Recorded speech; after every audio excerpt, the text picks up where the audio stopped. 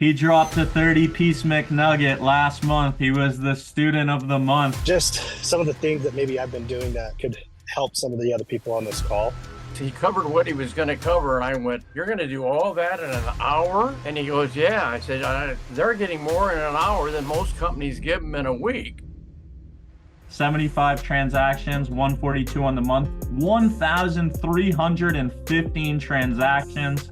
Give yourselves a hands, with 55 knock stars in this group to do 1,300 transactions. I don't think any other company is putting up, that type of per rep average. So it's good, but we can get a lot better. And what's been going for you, Brad? I'm just getting out on the doors and trying to implement some of the things that just approaches that you use. And so it's helping me it's a process. I mean, I'm getting better every day. Okay. How many transactions this week from you, Brad? Minimum of 2? I'll do 2 this week. Minimum of 2, bro. I'm counting on you for that. Let's go. What's up, Zepeda? How are you, brother? Yeah, I'm good, man. Let's go. Super excited. Oh, you guys are getting a lot of sauce on today's call. So really excited for it. As we are going to go over one of the most powerful trainings to help you guys get a lot better at sales today. Also breaking down how to use the PPA slicks, and then we're going to be hearing from Spencer, Knockstar of the month there in March. Before Spencer gets into his student spotlight, Tom, I know that you wanted to talk to them briefly today just about a couple things as we go into the last 2 weeks of this competition and kind of some of the things that you've been seeing. Well, let me say this, Taylor. I just am knocked out when you and I go through what you're going to give them. For you, this hour that you're going to spend, that Taylor's going to cover the questioning techniques. He's going to give you so much meat. So for goodness sakes, not only note take, but make sure you review it, rehearse it, because he's giving you some questioning techniques. He covered what he was going to cover, and I went, "You're going to do all that in an hour?" And he goes, "Yeah." I said, "They're getting more in an hour than most companies give them in a week." So, and I love the slicks, the ideas on the slicks, and how those are going to increase by keeping them more emotionally and physically involved, by showing them this, by handing them things. In essence, it's all we keep talking about. The more of their senses that are involved, the better your presentation, the better your closing ratio, the more money you'll make, the happier your clients will be. So it's just going to be a power-packed, meat-filled hour. Again, I shake my head as he reviews what he's going to cover. And I think that the main thing I keep stressing is he'll be covering all these questions that can become a part of you. And of course, I love it when I hear the folks come on and, Justin, Spencer, Joel, Ben, Dylan, your guys are just killing them. And to me, that just makes me very happy because when I see what you're doing, the numbers, there is no company that is creating the productivity that you guys are by the activity at the door and the great presentations you're working on, developing, rehearsing. And as I keep saying, you are an actor or actress, but you're doing the right thing to serve your fellow man. And the benefits they receive far outweigh what you will get because they will, over the years, not only save money, and keep in mind, when you market a money-saving solar system, which is what we call it, a money-saving solar system. See, if you just call it solar, it doesn't give the benefit of money saving. So please make sure we keep saying that. We have so many families thrilled with their money-saving solar system. And make sure they hear that over and over again. And I again come back to the fact that the slicks that he has created are going to help you so much. And I think that you that are on the top, the visual aids that he will be sharing with you are going to help you make a lot more money, have more fun, and be more of a professional. And as I watch you Knockstar champions, I of course sit there and say to myself, hey, these folks are just getting better and better and better. The number of closed transactions is just a knockout. And I just think it's so important that you keep watching our videos, rehearsing them, making them yours. And today, I'm thrilled that one of the things Taylor's going to cover is the wrong words. He'll be talking a lot about the questioning techniques. And he's also going to be letting you know a little bit more as we get ready for the competition. When you get here, you 10 that are coming, we're going to be having not only some fun competition, but we are going to have some wonderful speakers, and you're going to walk out of our home on fire. And so I just hope you can stay focused in the last couple of weeks so that you win in the competition, both as your teams and as your individuals. It's just so imperative. But gosh, Ben, great job on the numbers. And of course, I love the fact that, you know, many of you keep saying, I'm learning what to say at the door. I'm getting better in my presentation. I'm coming across with not only sincerity of purpose, but as the servant we keep calling you, to where they benefit so much by letting you come in, sitting at their table, handing them the slicks, then asking them lots of questions, and then, of course, becoming a question master, which you're going to get today. So much material. You're going to be knocked out. So please, today, take lots of notes and listen to it, hear it, watch it. Become the actor or actress of your dreams in saying the right words, avoiding the wrong words. And all of these things we're building for when you 10 come here, because we're designing a fun competition. Not only the miniature golf is going to be a blast, but I got that old boat ready to take you all out and float and laugh and listen and just have the time of our life here. So stay focused and keep committed to that goal of being one of the champions that come here to visit us for a real, hopefully, to the best of our ability, a true life-changing growth experience. And if you keep giving yourself life-changing growth experiences, and again, become the star of the movie of success and selling your wonderful process, the wonderful product, the benefit that the homeowner gets, the money-saving solar system. Yeah, you keep doing that and you are going to be on top.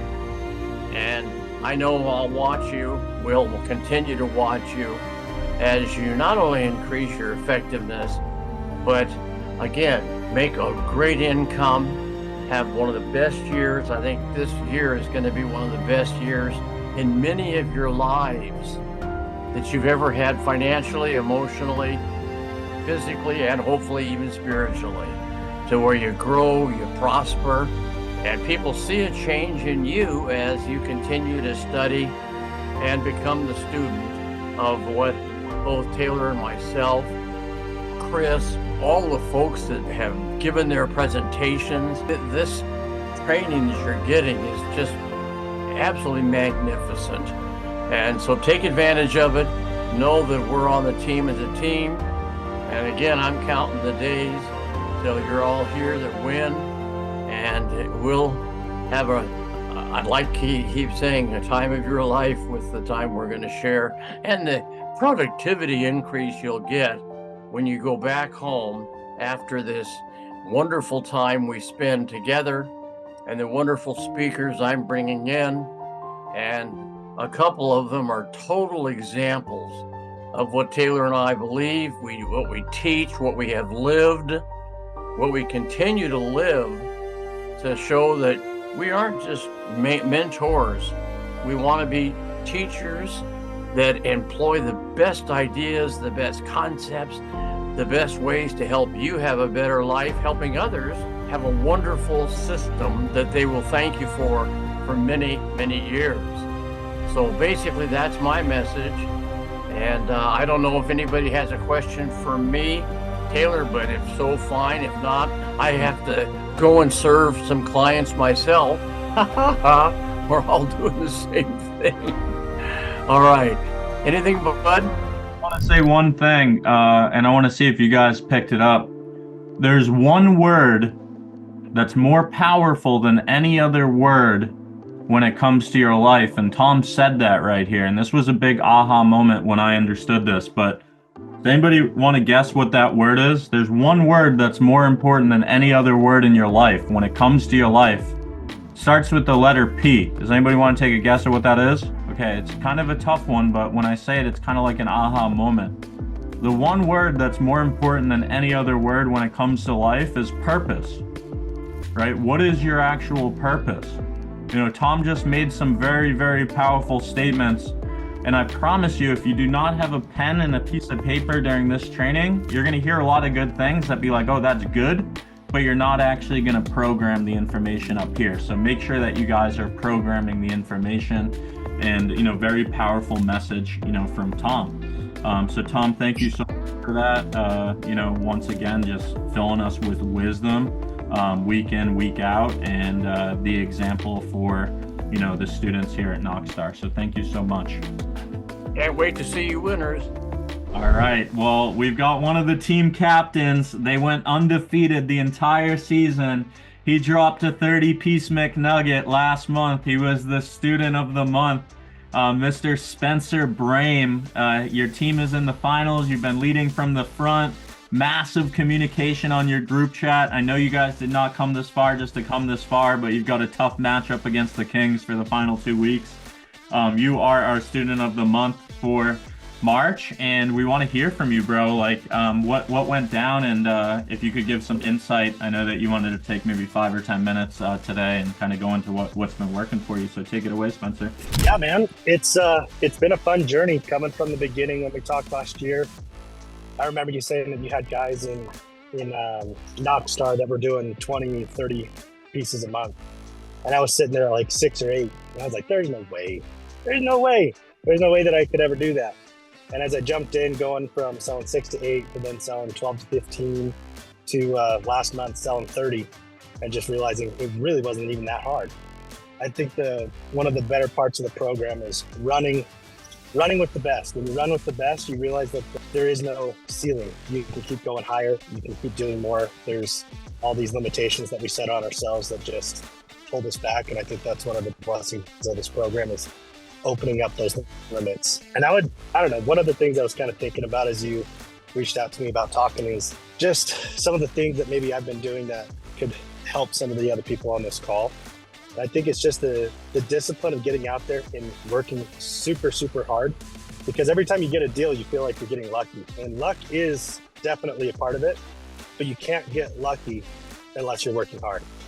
People that are out there working hard, they find the luck, they get the luck, they get the good moments, they get the good people, they get the passing credits. They also get the failed credits, but that's why they're out there working just as hard so they can keep everything moving forward. And just believing that you have a shot. If you walk into a deal and you think that the proposal doesn't look that good, you've already lost. Even if the proposal doesn't look that good, go in there thinking, hey, this is the best proposal that I've ever seen. This is awesome. You guys are going to love this. I can't wait to show you. Just that enthusiasm. Sales is a transfer of energy, and being able to transfer that energy into the people that you love and that you serve is just one of the best feelings ever. I love my job. I love what I do.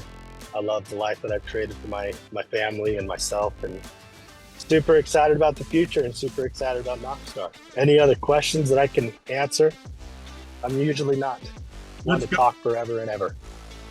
You said like, you know, like, what would you say to somebody that's like struggling to work hard? Like they can't work hard because they just can't get out of their own way. Out of their groove?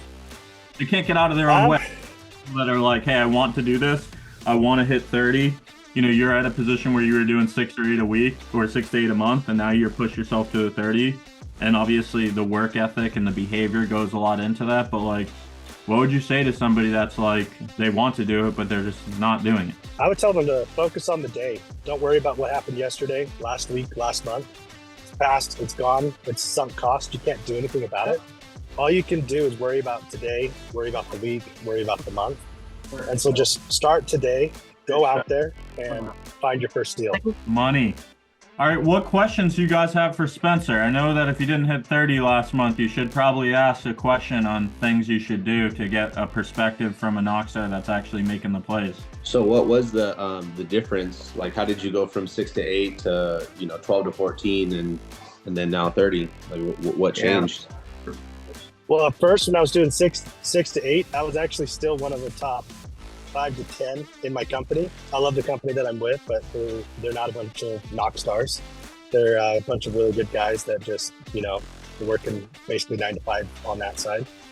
And so surrounding myself from people that were selling, 10 a month to surrounding myself with people that were selling 20 to 30 a month, that's probably one of the bigger parts, because then I didn't limit myself anymore. I actually knew that it was possible, seeing it time and time again. And then just going for it. I think the biggest part that I can relay on that side is if you work to find that first deal and get it as quickly as you can, then go to find the next one and then the next one and then the next one. Sometimes I think we kind of just go on autopilot and hope and expect that maybe we'll get a deal. Maybe we won't, as opposed to finding that first deal and just making it happen. Do whatever you got to do. Make a good offer, give really good pricing. I've done deals before to start the week where I might only be making a couple $100, but it's worth it because the momentum gets started. And once the momentum gets started, you can't stop it. The snowball effect. I agree with that exactly. a lot.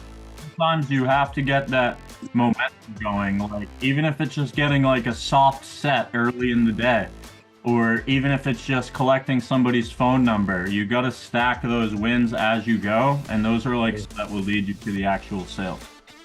Love that. Exactly. Okay. Any other questions while we got Spencer on? Yeah, I'm just curious about something, Spencer.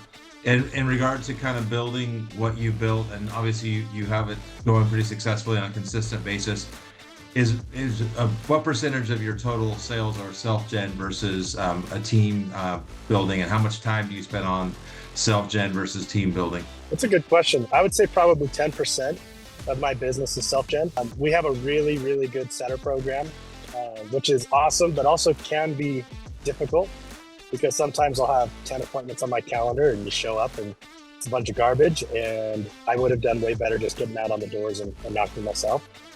Which, that's what I always try to do, is make it easy, because if you do have leads, awesome. But we all have those times where you show up to a lead and that person's not home. Take advantage of that opportunity, get out, knock the doors around, go back through your contacts. That's one of my favorite ways to self-gen, is to go back through my calendar and my contacts. And I've definitely found quite a few Easter eggs on ones that I'd maybe forgotten about that were actually still interested. I just needed to follow up with them. Fortunate to follow up. Funny. All right, we got any other questions for Spencer? Spencer, what percentage of your closes are one touches compared to two touches? That's a good question. I would say probably right now it's about 50-50, moving more towards 75% one touch and 25% two touch. With what we're doing right now, we're doing a lot of battery add-ons with solar supplement, like adding 8 panels in a battery, that kind of thing. And so those ones I can do really quick, and I'll just do one touch. And I don't feel like the two touch is good on those, but on full systems or solar systems, I actually really enjoy the two touch, but then you can apply the buying pressure to the customer without asking for the deal. And so they understand exactly what you're going to do when you come back. So it's not going to be a surprise, but since you're not asking for the deal, they don't feel the buying pressure. You're telling them, it's not cheap. It's not necessarily going to be something that you're going to look at and be like, oh, wow, that's a low cost. But the nice part is you're getting all these different incentives. You're getting this tax credit. You kind of give them a formulation of what to expect in the deal. And then when you come back, they already know what to expect. You show them what it looks like, what it costs, and then you just walk them through the process. So applying that technique, the buying pressure at the first appointment, and then coming back with that second appointment with no buying pressure and just walking them through the process, assuming the whole thing. Taking the sale as far as you possibly can every single time. Love it. All right, any other questions for Spencer? All right, well, let's get into it. We are going to talk about a very, very powerful strategy today, which we call how-to effective questioning. okay? Now make sure you guys have a pen and a piece of paper if possible. If not, you guys will have to re-watch this recording, because keep in mind, I'm just exposing you the information, but it's up to you to MPDR. You memorize, you practice, you drill, and you rehearse. So my question for you guys is, what type of questions do you know? Like, what are the type of questions? What are some type of questions that you guys know of? Like defining the Open-ended. Open-ended questions. open question. Tie-down questions. Okay. What's the opposite of an open question? Close-ended. Closed question. Okay. We have the alternative choice questions. We have the tie downs. We have takeaways, and we have something called tag-on statements. I want to break down all of these type of effective questioning for you, and then give you an example of a specific one-liner questions that you guys can actually use during this process. So the first thing we're going to cover is, why do we ask questions? I'm going to need some involvement from you guys. Why would we ask questions? There's multiple reasons why we ask questions, but why would we ask questions during a sales presentation? Why do we ask questions? We're gathering intel information.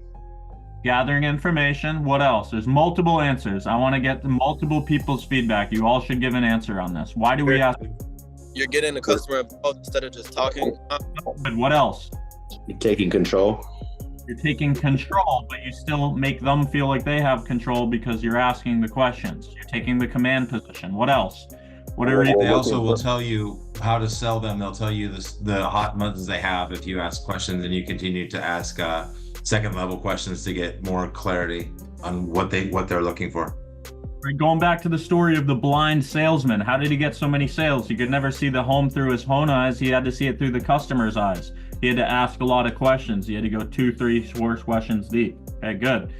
So the first reason why we ask questions is to gain control. Remember, control is the number one most important, powerful point of your presentation.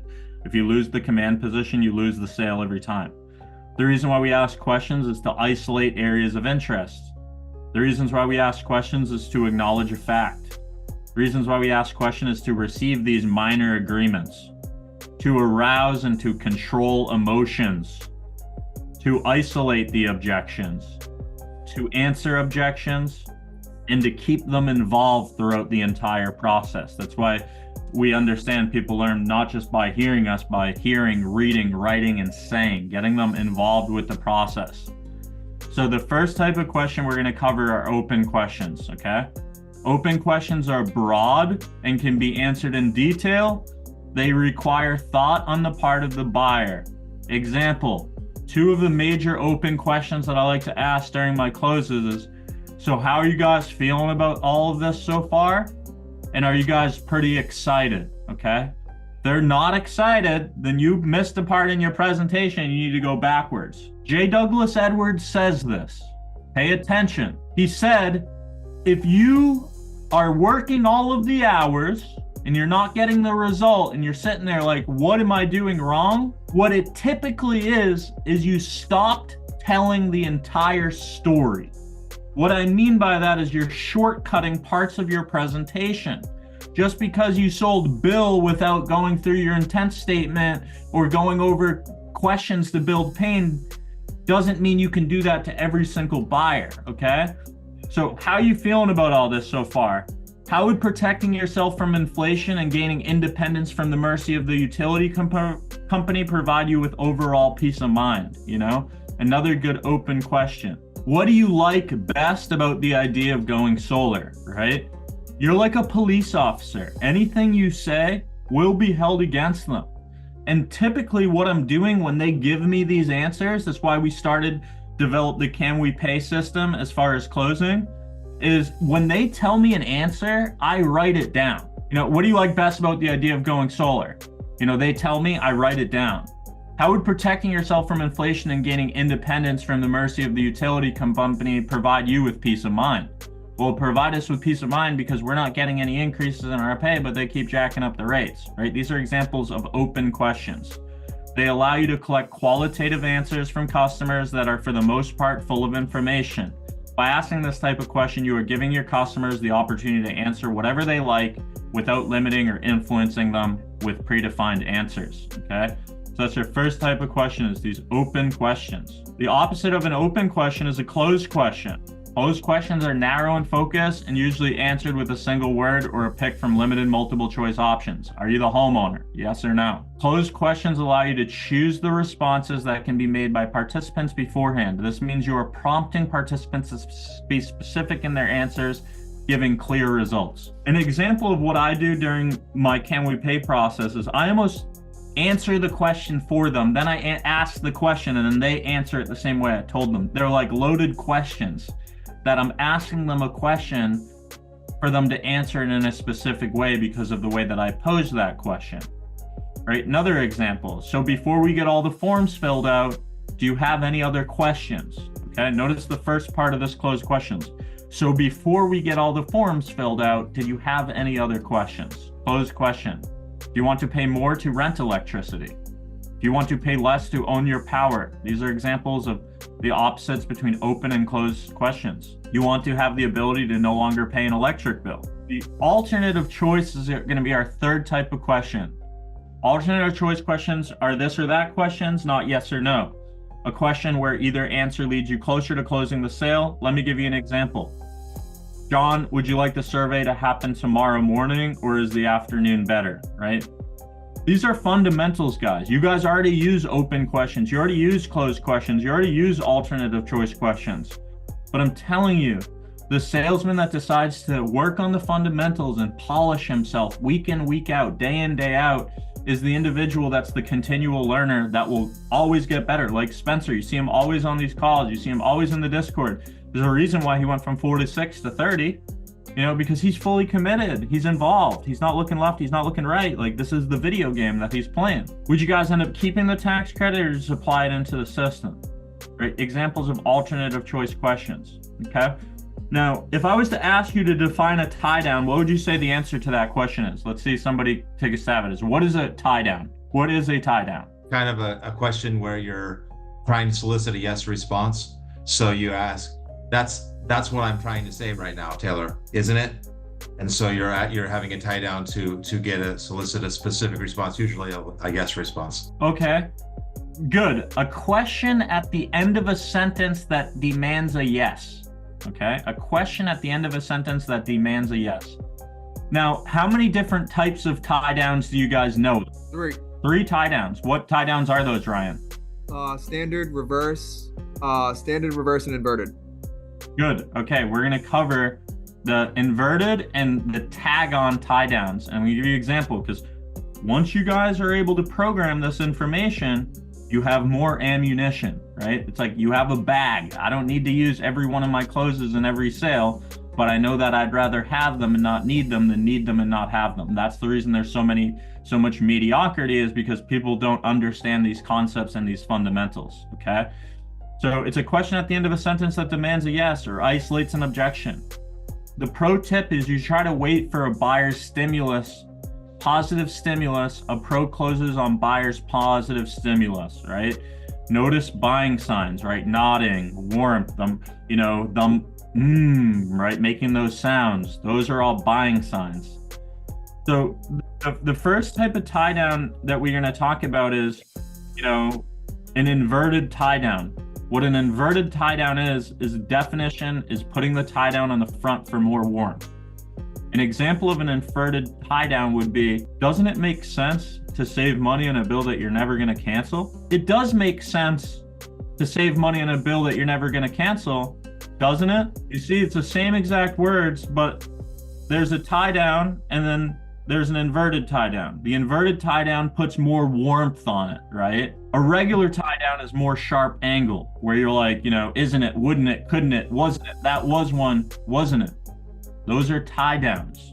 But when we take the tie down, we put it at the front of the statement, that's what's going to give us more warmth and it's more assumptive. The third type of tie down is called a tie down tag on.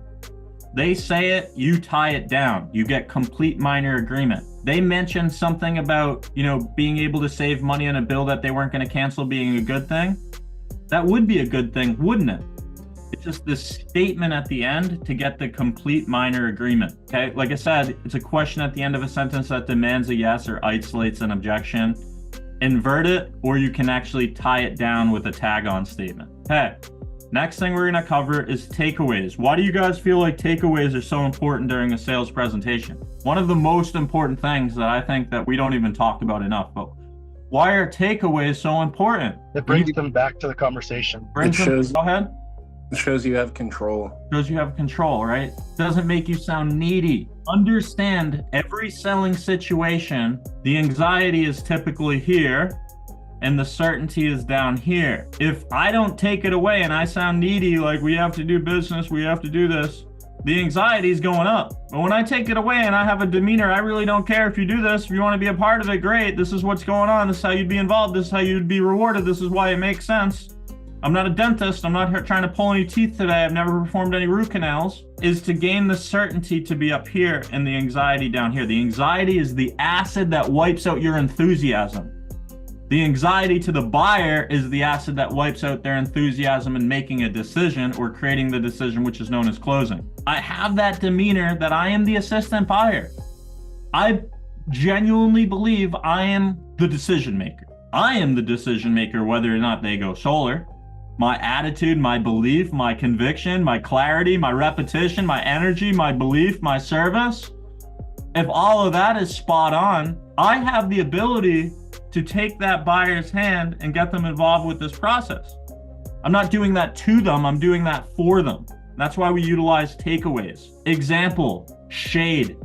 During my Can We Pay process, when I'm explaining to them the roadmap of getting to install, I explain that there's 3 specific check marks that we need to obtain.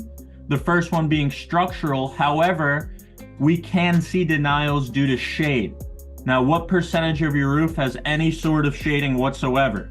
I do not care if they do not have a tree within 6 miles from their home. I want them to tell me that they don't have any trees, okay? Tax exempt, infrastructure, structure, utility, town. One thing I'm gonna be very blunt about is if I go to submit the application and FPL denies it, you guys could go to 7-Eleven, win $1 million on a lottery ticket, say, I want to buy this whole solar system. You couldn't do it because these systems are grid dependent. And to be very frank with you, you guys would be stuck. So the first step is actually jumping through those hoops and getting these first 3 approvals so we can actually schedule an install it, inspect it, sun goes up, bills go down, and then the system gets turned on. Okay, takeaways, very important. Who knows what a tag-on statement is? Who knows what a tag-on statement is? Does anybody know this? Does anybody know what a tag-on statement is? Okay. A tag-on statement is a statement at the end of a sentence. It's an explanation of benefits to tie down the previous statement. Once again, that's a statement at the end of a sentence. It's an explanation of benefits to tie down previous statement. So if I'm in a combination, I'm explaining them all the reasons why they should do this. I might make a line, and then at the end of my line, I'd say something like this. At the end of the day, I think we can both agree if you guys decide to move, the utility company is not going to give you any of that money back. They just keep it. Well, yeah, that's true, right? At the end of the day, the utility company is 100% interest. It's like throwing your money into a trash can. But the problem is they're continually making us pay more on a bill we're never going to cancel. There is absolutely no control and no predictability. Judy was a little dramatic, but she told me that the utility company had her in handcuffs and she had no option but to retreat. And she couldn't do that because they just keep seizing money out of her bank account. Pro tip, when you make these positive go-ahead statements, you want to nod your head. When you're making a positive stimulus and you can see that the buyer's positive and I nod and they start nodding and they start saying yes, yes, oh, that makes sense. When you can get them to say yes and nod their head 47 times before you get to the final close, there is no close.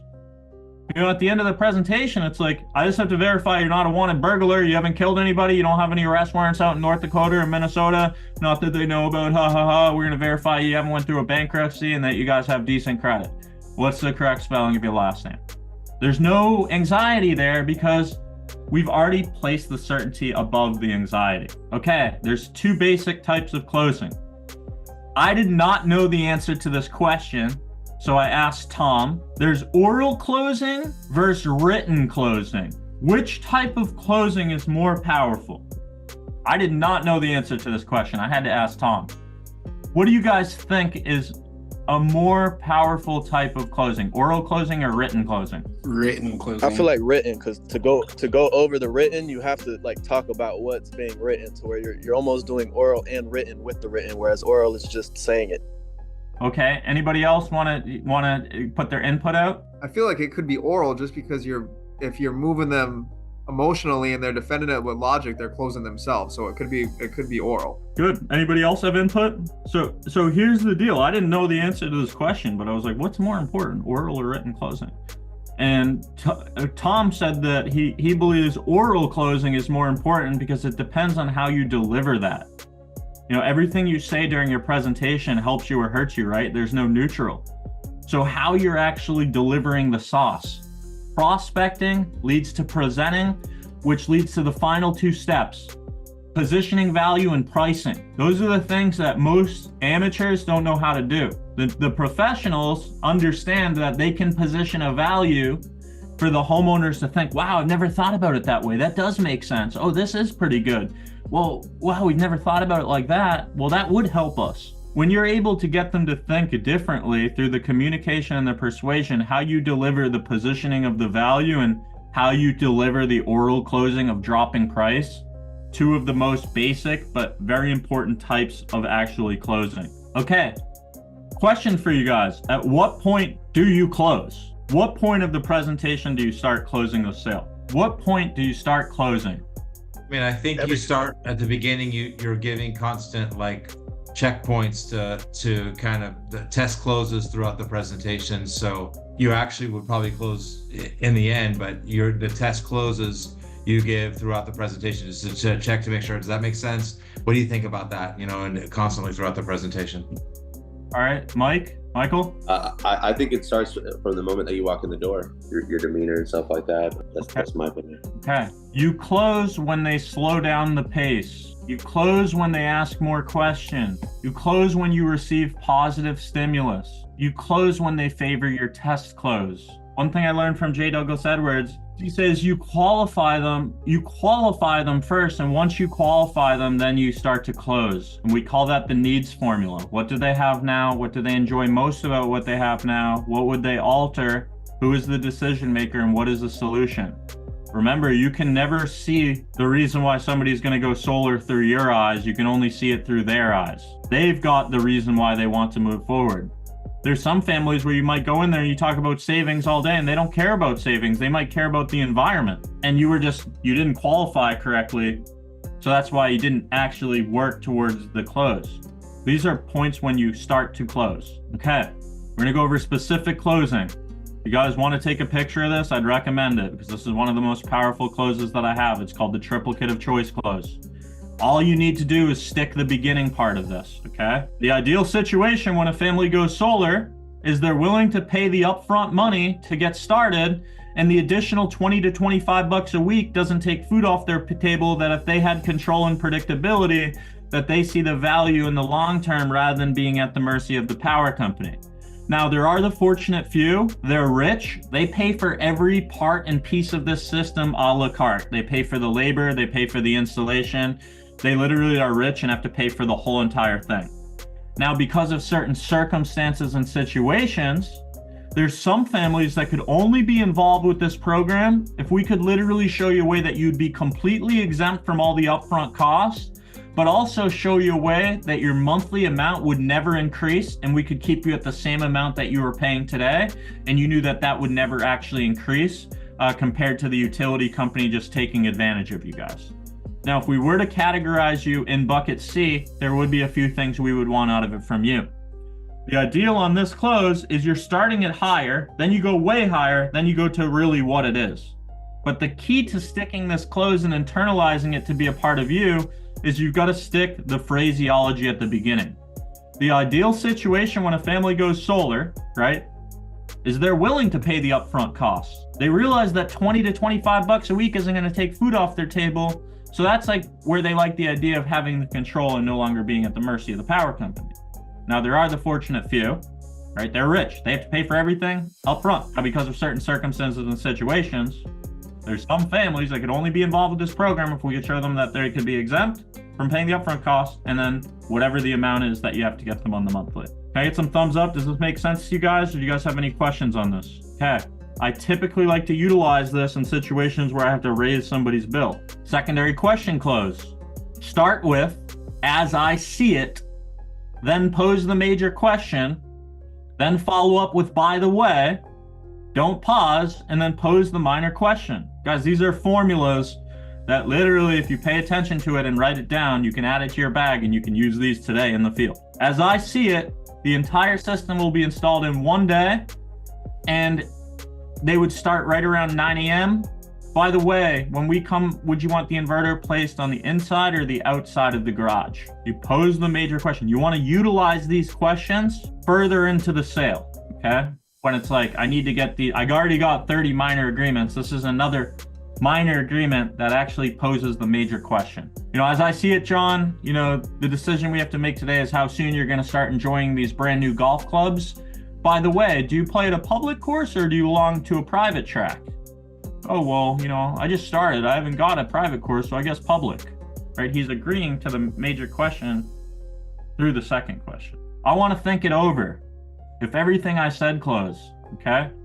This is the line that I go to every single time. If they say they want to think about it at the end of the presentation, you know, John, may I just have your permission to be blunt with you? There really is no more, there is no less. I think deep down families know what they want to do, but what happens is sometimes people tend to make this a much bigger decision than it really is. Now, if everything that I laid out on this piece of paper is exactly the way that it is, I mean exactly, that there was no more, there was no less, do you feel like you'd lean more towards the left side and being at the mercy of the power company, knowing that they can raise the rate at any time? Or would you lean more towards the right, knowing the fact that you had true control, predictability, and that you guys would save money in a bill that you would never cancel? Well, guess what? Everything that I said is exactly the way that it is. There is no more, there is no less. And I've utilized this multiple times in situations where I would have never gotten a close if I didn't use this line. People tend to make this a much bigger decision than it really is, guys. You guys are giving them the ability to save money on a bill they're never going to cancel. But these uncertainties, do they trust you? Do they respect you? Do they perceive you as the professional? Is what's holding them back from having the confidence to move forward. So I love this line for I want to think it over. Instant reverse close, any objection you get, that's exactly why you should do it. And you keep moving. It's almost like a bypass, okay? Like another one is, yeah, that's the thing, right? Give me any objection in the world. If I hear it early or for the first time, or if I believe it's a smoke screen, I just say, yeah, that's the thing. And I just keep moving. Oh yeah, we're moving next month. There's no sign in the front, right? I'm moving next month. Yeah, that's the thing, John. Like I said, my name is Taylor McCarthy, and I just ignore it by saying those words. If they bring it up again, I might utilize a line like, you know, John, you obviously have a reason for saying that. Would you mind sharing it with me? John, you obviously have a reason for saying that. Would you mind sharing it with me? Instant reverse close. That's exactly why you should do it. Feel, felt, found, right? Another one. You know, I totally understand how you feel, John. You know, it's funny because I was able to help Mary last year and she felt the same exact way that you felt. And over the course of the last year of having solar on her roof, what she's found is that she was literally just donating money to the utility company, right? These are basic closes, guys. But if you don't have it up here, you're never gonna have it in the field. The trust close. The biggest objection I need to overcome with the families that I serve is trust. It's like having a cell phone with no service. All you can really do is play games. I promise I'm not here to play games. These people did not win the lottery, so level with me. How much of what I said do you actually believe? So if you're willing to give me 1% of your trust today, I'm willing to earn the other 99% as we go. If we took all of the emotion out of the equation and this was logical, you would do it, wouldn't you? Because if you commit to the first step, I'll do the rest. If you feel as if the right side is just a little better than the left, I'm asking you to move your best foot forward today and we can put into more economical position. There's a right way and a wrong way to power our homes, but if you have the ability to pay less on a bill we will never cancel, there's really no way we can hurt your situation. Okay, these are trust closes. These are almost tag-on statements. The sharp angle close. This close is used in response to a prospect question about the product. When a prospect asks, does the product do X? A rep responds, if it did, would you be ready to move forward today? One of the best things I've heard about when people ask you a question to maintain control in certain situations is when they ask you a question, you respond with a question, okay? Does the system come with new panels? Sir, if I could get you the new panels, would you be ready to move forward today? Okay, these are What would you examples. say if they're like, no, I'm not ready to move forward today? Okay, well, I'm just the first step of the process. So if the situation happened where I said, sir, if you said, does the system come with new panels? And I said, sir, if I could get you the new panels, would you be ready to move forward today? And then he says no. And then I would say a question like, what level of comfort would you need to actually make the next steps to move forward today? You see, I'm still moving towards making the next steps today, but I'm asking him, what is the level of comfort that you would need in making the next steps today? Oh, well, I need to do more research, right? Let's say you said that. Mhm. So Michael, what you're telling me is if you were able to get the research completed, you would feel comfortable with making the next steps today. See that? Doesn't matter what they say there. My question at the end was how they would move forward today with that situation.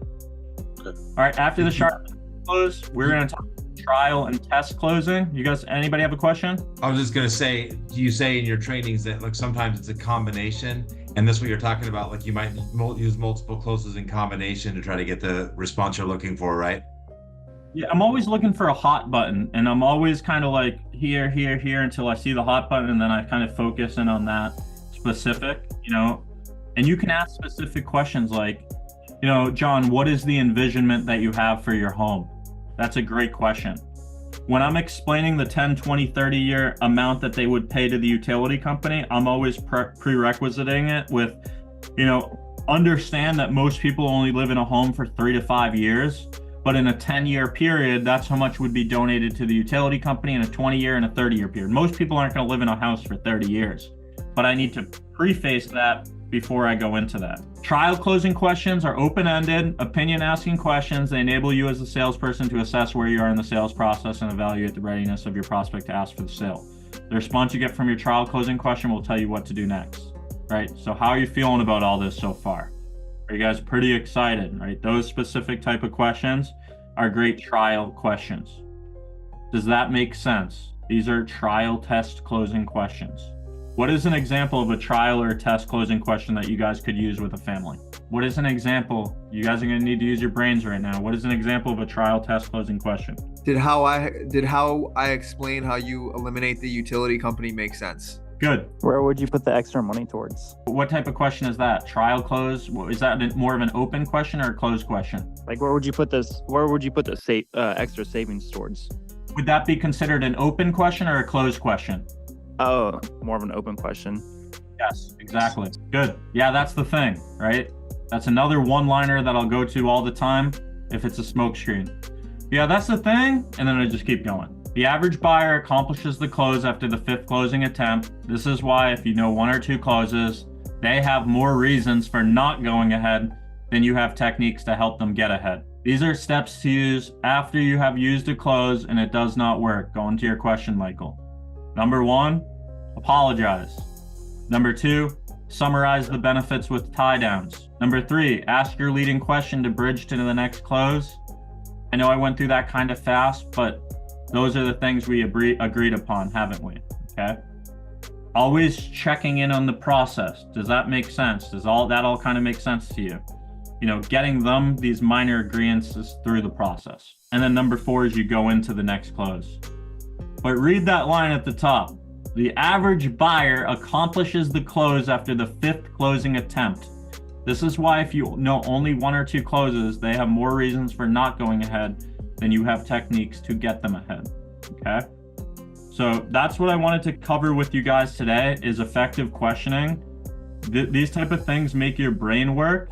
Keep in mind that, like I always talk about, training is not supposed to be easy. You may have to rewatch this video 5 times before you understand and memorize all these type of effective questioning and why it's so important to ask these questions, okay? And these are fundamentals, guys. This is like we talk about, like the willingness to pay the price, the practicing professional.